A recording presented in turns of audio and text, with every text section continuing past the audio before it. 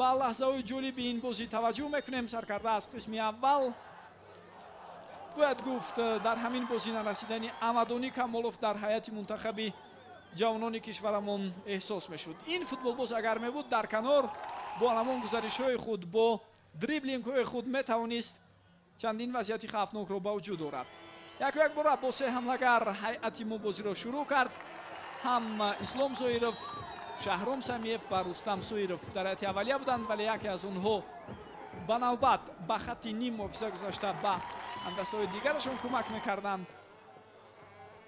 шакли радабандии 4-4-2 аз ҷониби Зайниддин Раҳимов рӯи даст гирифта шуд. дар ин бозӣ ҳам мо дар оғози қисми аввал як каме пассив будем, вале камфаъолии худро баъдан тавонистем боз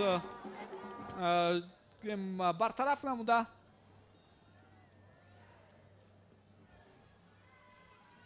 ба задани гол ҳам ҳатто даст ёбем. ин вазъиятҳое ки футболбозони мо ба қоида тез роҳ доданд, махсусан ҳолати аввал бо нишон додани корти зард ба сарбони мунтахабон Манучер Сафаров хотима шуд.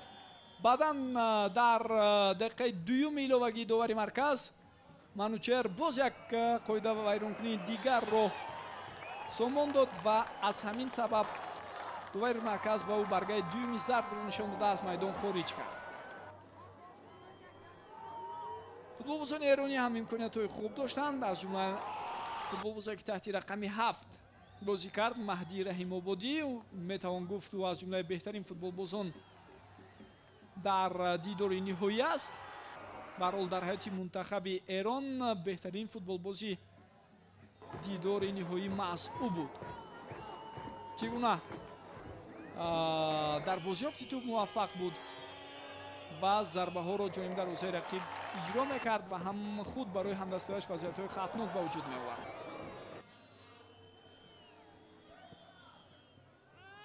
то он лаҳзае ки мо вазъиятҳои хавфноки қисми аввали бозӣ ва умуман қисми дуюми дидорро мебинем, аллакай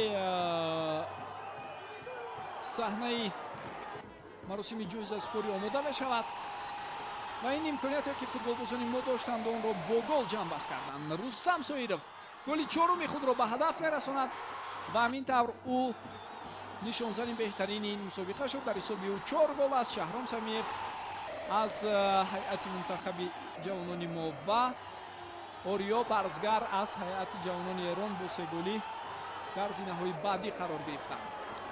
ин ҳолати дигаре ки ҳуҷуми футболбозони мо буд. зарбаи Шаҳром Самиев ҷониби дарвозаи Амир Ҳусейн Некпур натиҷае надод ва вазъияте ки аз майдон сарбони мунтахаби кишварамон Манучер Сафаров хориҷ карда шуд. барои қоидастезии навбатӣ ки бо корти зард ҷазо доданд, ӯро Манучер Сафаров аз майдон ронда шуд. албатта ин зарбаи бисёр сахт буд барои футболбозони дигарамон,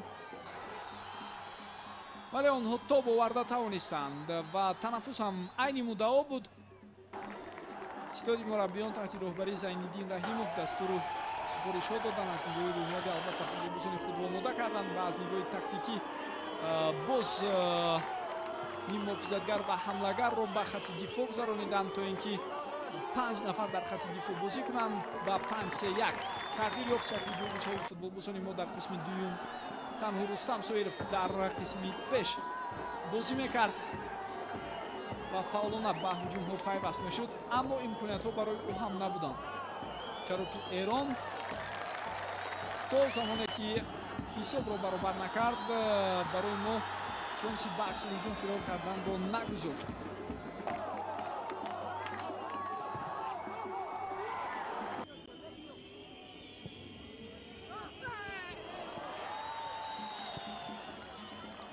ин лаҳзаҳои дигаре ки аз ҷараёни қисми аввали бозӣ пешниҳоди мо шумор мешавад. бинандагони арҷманд, худи шумо ҳам метавонед бо тамошои дигар бораи онҳо баҳои худро бидиҳед ба вазъиятҳои ба вуҷуд омада, имкониятҳои доштаи ҳарду иштирокчӣ ва ин ҳамон иштибоҳе ки гуфтем тақдирсоз буду таъсири худро ба натиҷаи ин бозӣ гузошт.